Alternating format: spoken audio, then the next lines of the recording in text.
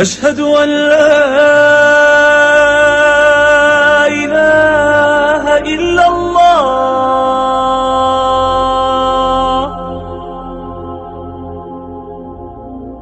أشهد أن محمدا رسول الله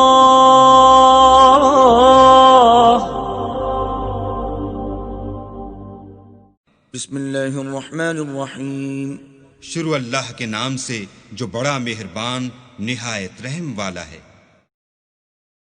الحمد للہ الذی له ما فی السماوات وما فی الارض وله الحمد فی الآخرہ وهو الحکیم الخبیر۔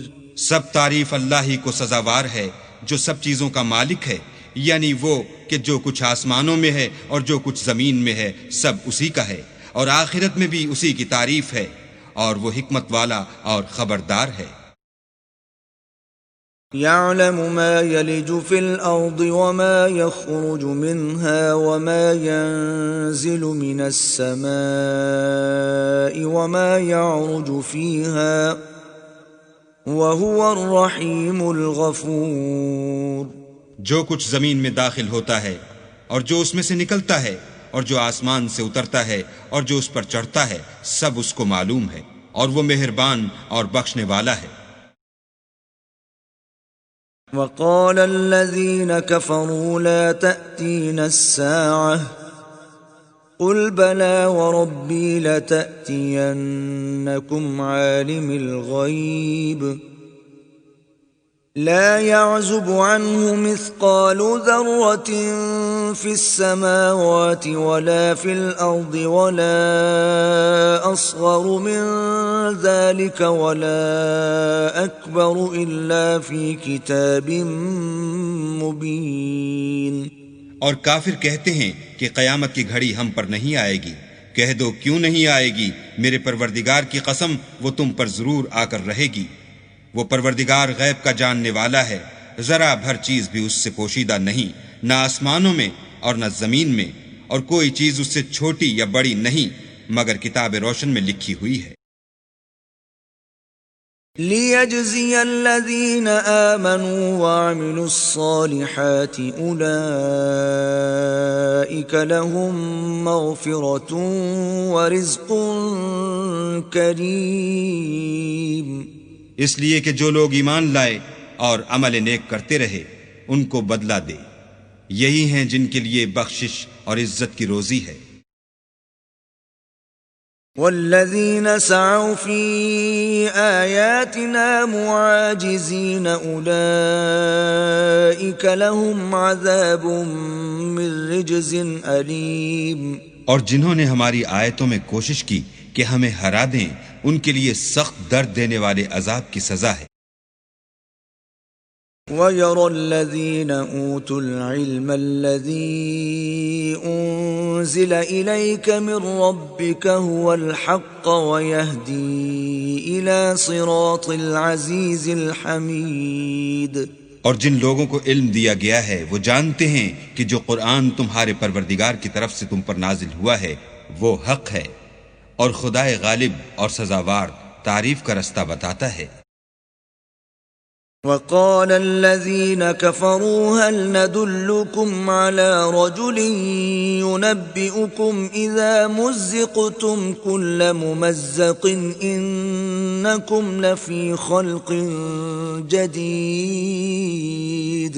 اور کافر کہتے ہیں کہ بھلا ہم تمہیں ایسا آدمی بتائیں جو تمہیں خبر دیتا ہے کہ جب تم مر کر بالکل پارا پارا ہو جاؤ گے تو نئے سرے سے پیدا ہوگے۔ افترى على الله كذبا ام به جنة بل الذين لا يؤمنون بالآخرة في العذاب والضلال البعيد۔ یا تو اس نے اللہ پر جھوٹ باندھ لیا ہے یا اسے جنون ہے، بات یہ ہے کہ جو لوگ آخرت پر ایمان نہیں رکھتے وہ آفت اور پرلے درجے کی گمراہی میں مبتلا ہیں۔ افلم يروا الى ما بين ايديهم وما خلفهم من السماء والأرض إن نشأ نخسف بهم الأرض أو نسقط عليهم كسفا من السماء إن في ذلك لآية لكل عبد منيب۔ کیا انہوں نے اس کو نہیں دیکھا جو ان کے آگے اور پیچھے ہے، یعنی آسمان اور زمین؟ اگر ہم چاہیں تو ان کو زمین میں دھسا دیں یا ان پر آسمان کے ٹکڑے گرا دیں، اس میں ہر بندے کے لیے جو رجوع کرنے والا ہے ایک نشانی ہے۔ اب 5واں گروپ شروع ہو رہا ہے، اس میں 13 ہیں مکی صورتیں اور پھر 3 آئیں گی مدنی صورتیں۔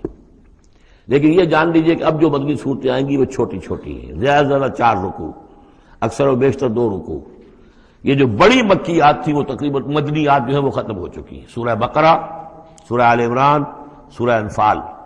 ترتیب کیا ہے؟ پہلے سورہ بقرہ ہے، پھر سورہ انفال ہے، پھر سورہ آل عمران ہے، پھر سورہ نساء ہے، پھر سورہ نور ہے، پھر سورہ احزاب ہے، پھر سورہ نور ہے، پھر سورہ مائدہ ہے۔ یہ ہے طویل، جو سائزیبل اور طویل مدنیات ہیں۔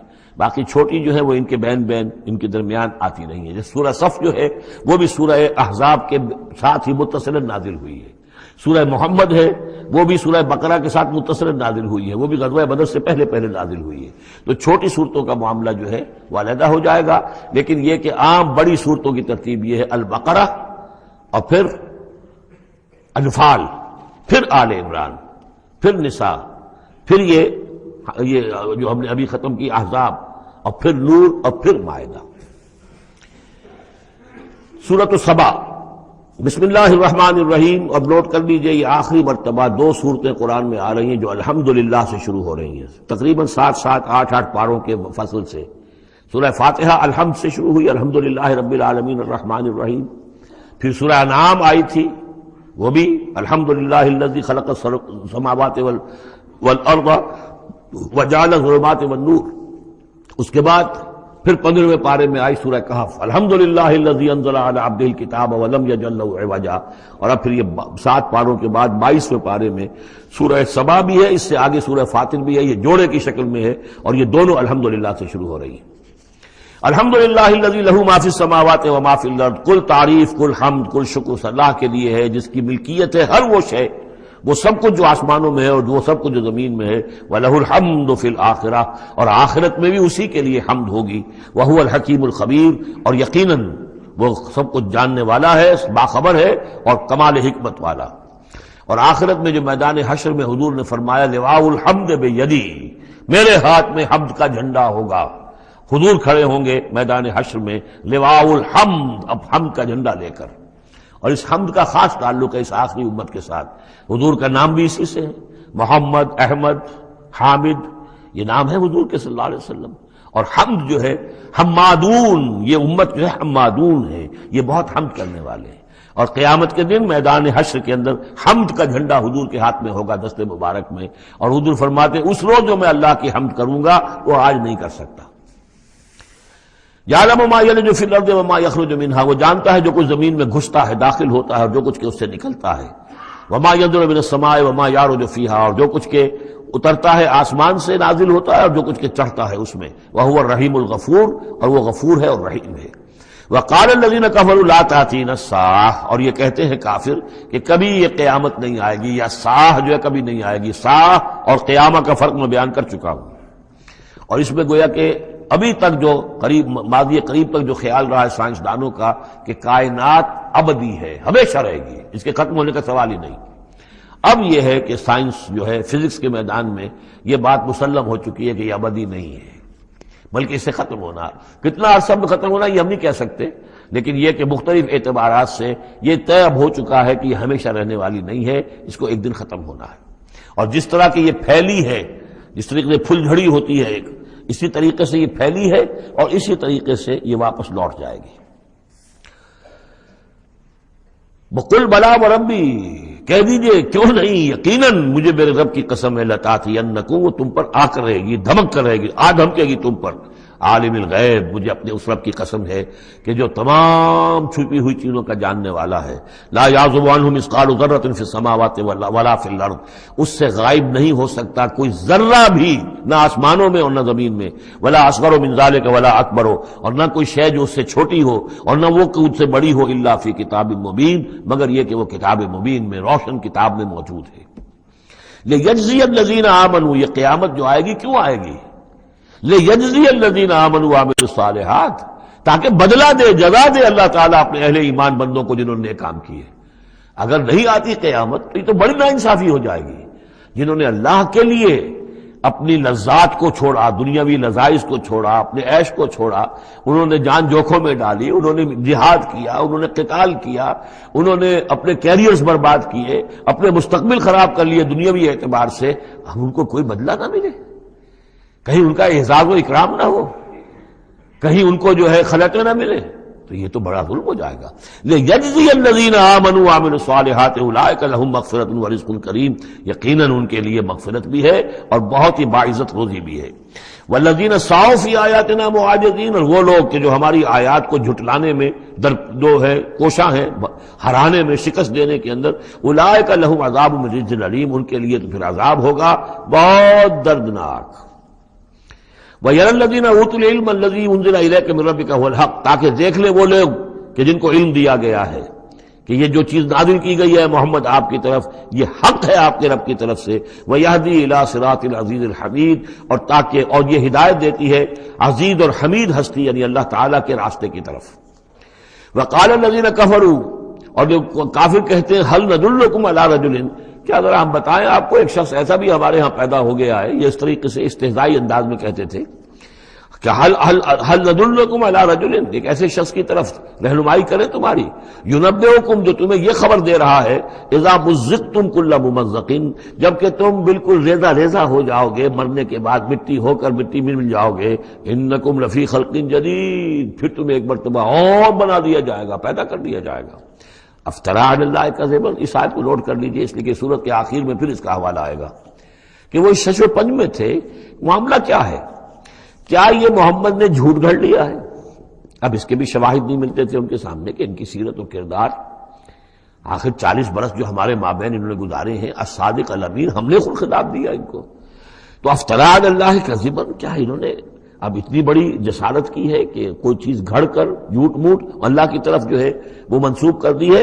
ام بہی جنہ، یا یہ کہ ان پر کوئی جنون ہو گیا ہے، وہ دماغی توازن کھو بیٹھے ہیں، یا کوئی آسیب کا سایہ آ گیا، یعنی ظاہر بات ہے کہ آسیب کا سایہ ہو گیا ہے، اور کوئی اگر ان کو جنون کا عارضہ ہو گیا تو پھر تو یہ پھر ملامت نہیں ہے، پھر تو آدمی کہہ دیتا ہے جو بھی چاہے کہہ دے، اس نے جان بوجھ کر تو جھوٹ نہیں بولا، دیوانہ آدمی جو ہے وہ جان بوجھ کر جھوٹ نہیں بول رہا ہوتا، جو منہ میں آیا کہہ رہا ہے۔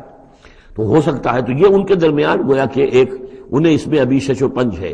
یہ جیسا کہ میں نے آپ چرچ کیا نا، یہ صورتیں وہ ہیں کہ جو درمیانی 4 سالوں کی ہے، آخر میں آ کر جو بھی وہ پوری طرح پولرائزیشن ہو گئی تھی وہ تو ہم پڑھ چکے ہیں۔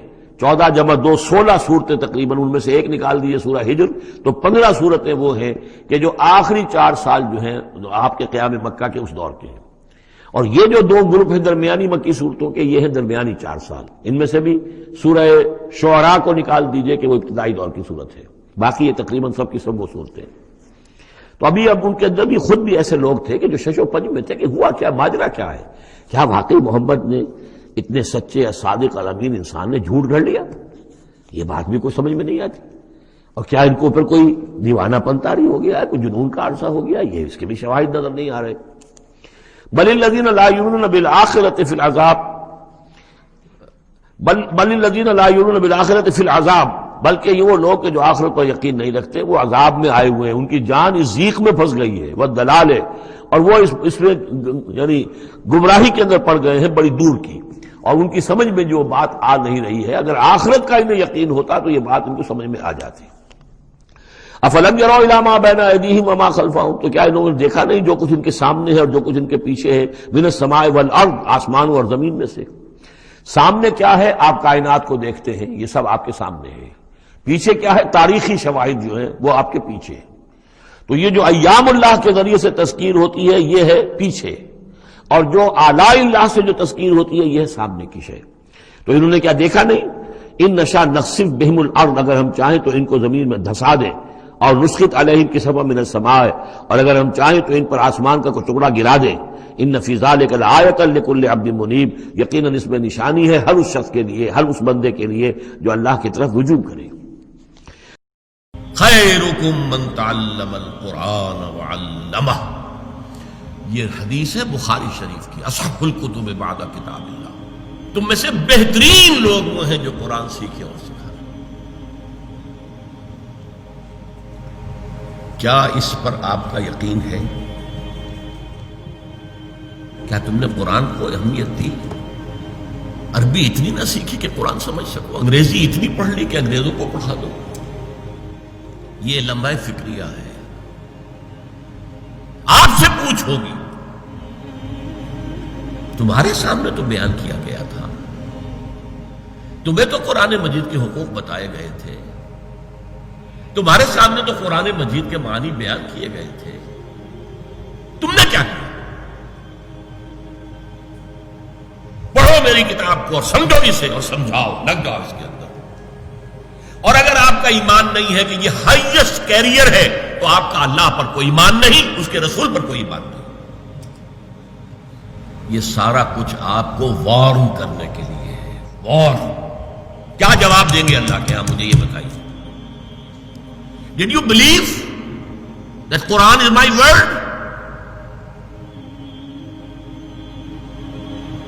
اگر آپ کا جواب یس میں ہے، Did you take the trouble of understanding it? کیا جواب ہے؟